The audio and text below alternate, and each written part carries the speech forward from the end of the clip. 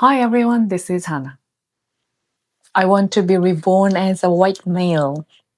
For the past 10 years, wandering outside of Korea, this was my joke and my scream. Some might hear this and laugh, oh, she worships Western culture. Or they might dismiss it. She is just a woman jealous of men's power. But that is not it. I lived on a small island in Thailand for several years. People call it paradise. But deep underwater, what I saw was not that kind of shallow desire. I didn't crave their money or their looks. I craved the one ring they hold from birth, a life that needs no explanation. On this planet, being a white male is the default setting. They don't need to prove their existence. They are the standard wherever they go. They don't need to laugh excessively to prove they are harmless. They don't need to shout with their whole body, I'm not here to steal your jobs. They are permanent guests in the grand hotel called the world. On the other hand, a woman of color like me, we are placed in the corner of that hotel. We are treated like kiosks, high performance machine, but we must not talk back. This was the salty truth I dredged up from the bottom of the Emerald Ocean. Before we begin, I want to make one thing clear. Of course, the story I'm about to tell does not apply to every single person, so please do not take this personally or get upset. I have the right to speak my mind and raise my voice proudly to the world based on my own personal experience. Nothing in this world must be defined as absolutely right or wrong, and I will not apologize for my unique thoughts and voice. Just as you have the right to your own independent opinion, please recognize that my opinion is valid too. Remember, to be respected, you must first respect others. On that small island where I worked as a diving instructor, I saw many dead Mexicans. In scuba diving, there are many ways to enter the water. One way is simply tipping backward into the water. Western instructors call this pose the dead Mexican. It is their slang. When a diver falls backward, they pretend to shot a gun and giggle. Look, he falls like a dead Mexican. In their jokes, the tragedy of Mexico, the cartel violence, and the blood spilled on the streets is completely erased. They treat a country's pain as a punchline. They mock Mexican culture as if it is cheap. But let's be real. Look at the US. How many people die in mass shootings there every year? Do people make jokes about their own tragedy? No. To them, the history of someone else's pain is just entertainment, just a spice to make their boring class fun. I never use that term with my students. It is not about diving skills. It is about the minimum dignity of a human being. White mainstream society is contradictory. They chew on $18 or $25 tacos in fancy restaurant. They said, I respect diversity. They enjoy their culture vanity, but they hate the rough hands of the Mexican who made that taco. They hate their political voice. They want to consume the culture, but they don't want the people, the owners of that culture, to be their neighbors. French philosopher Jean Baudrillard talked about simulacre, the word where the fake replaces the word. They take the shell and throw the inside into the trash can, and inside the trash can, there are always strangers, like me. When the COVID-19 pandemic swallowed the world, I was stuck in Mexico. The sky was closed, and I have to pay a painful safety cost again. I talked on the phone with my American friend Brian from Atlanta. I met him in Thailand before.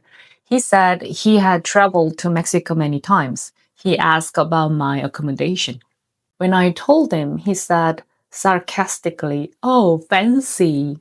He meant, why are you wasting your money? I stayed in much cheaper places. In that moment, my fuse flew. To him, a cheap room was a hip local experience, a symbol of saving money. But to me, a cheap room was a place of terror.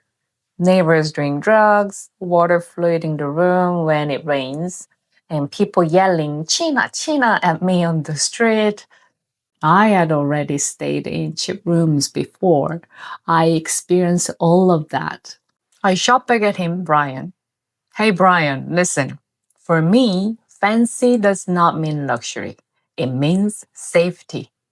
It is the right to sleep without worrying that someone might rape or kill me. You enjoy that right like air every single night. But I have to buy it with expensive money. I think he will never understand. That ignorance is not evil. It comes from a lack of imagination. A predator who has never been hunted cannot imagine the fear of a rustling sound in the bushes. Soon after, news broke from Atlanta. A white man went into the massage shop and shot 8 people to death. 6 of them were Asian and Korean women. The US police announced he had a sex addiction and he was just having a bad day. A bad day.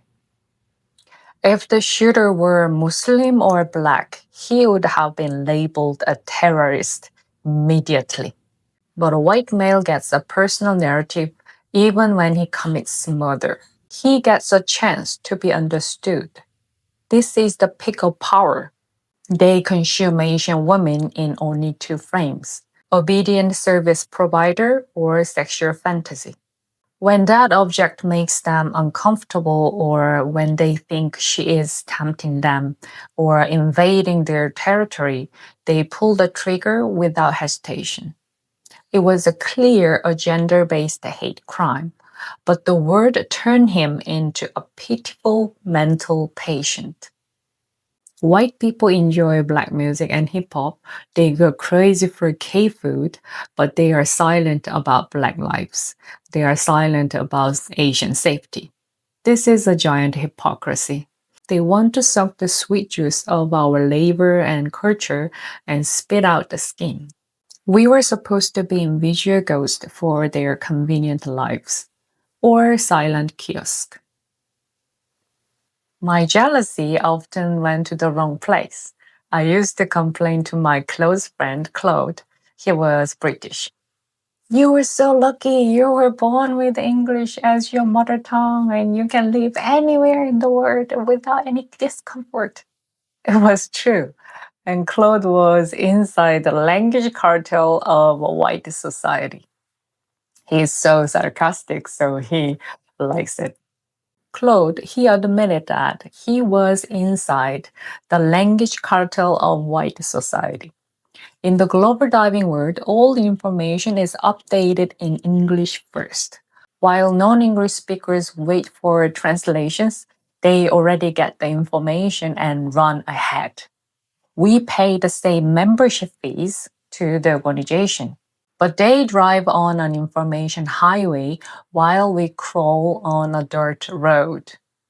The gap never closes, but the more miserable thing was the attitude. When they made a mistake during the diving instructor course, European friends laughed it off. Oops, I will do better next time. They were cool. But I couldn't be like that. We from Korea couldn't be like that. For us, a mistake means elimination. In Korea, life is coliseum of infinite competition. I learned survivor instincts there, and those instincts tied me up even in the ocean. The fear that if I'm not perfect, I'll be thrown away. The habit of constantly censoring and whipping myself. I envied their relaxation. I was ashamed of my stiffness. I realized painfully that coolness is the ultimate luxury item. Only those with a strong social safety net can enjoy it. But what made me despair the most was not the discrimination of white people, and it was not the danger of Mexico. Specifically, the Korean community that built a little Korea on that island. I intentionally avoided Koreans there. It was self-quarantine for survival. The Korean diving society on that island was a highly concentrated extract of Korean absurdity. Female instructors were treated like sexual objects, judged by look and cuteness, not dive skills.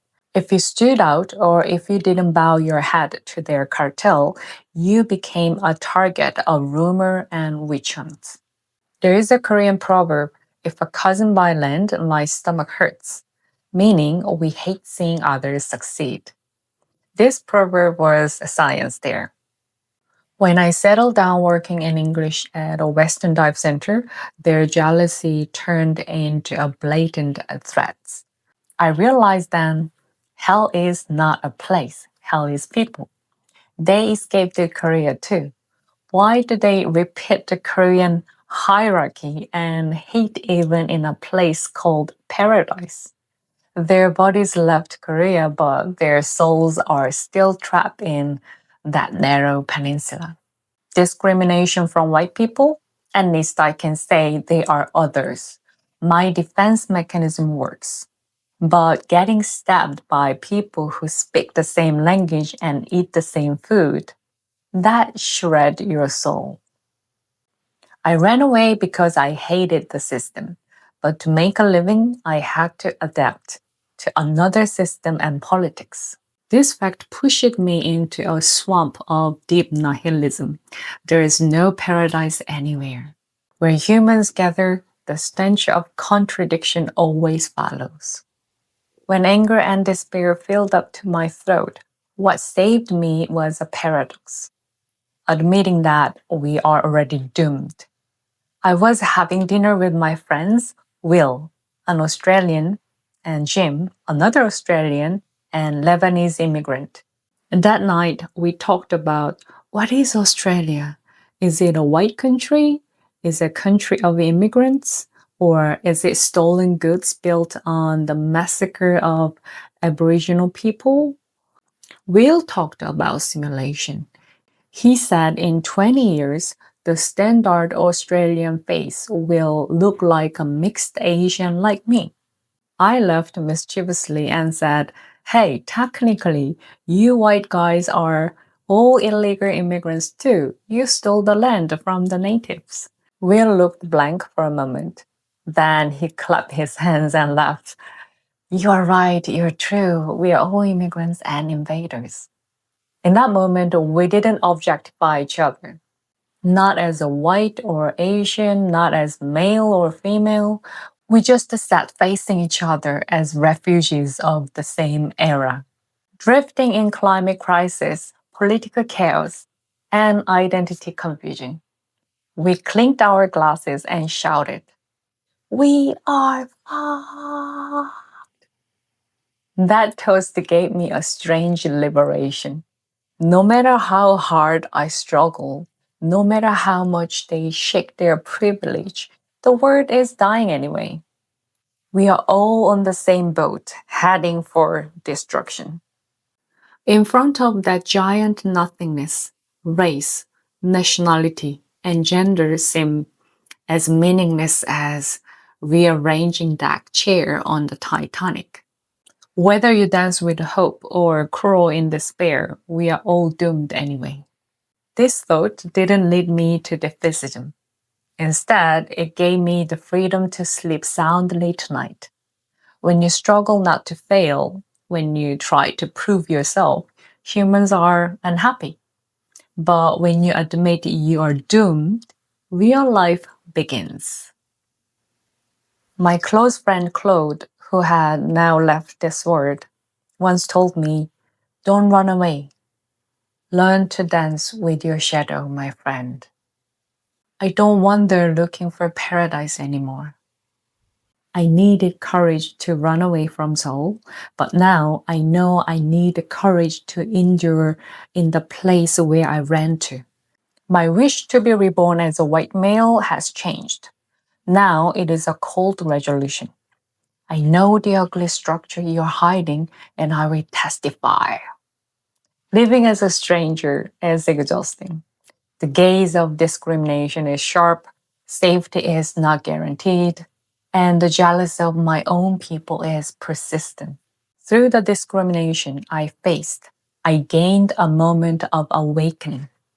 I realized that the jokes I used to throw thoughtlessly could be violence to someone else. Admitting that I'm a victim, but also a potential perpetrator.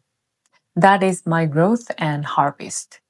I'm still pessimistic with my intellect, but optimistic with my will. The world will not change.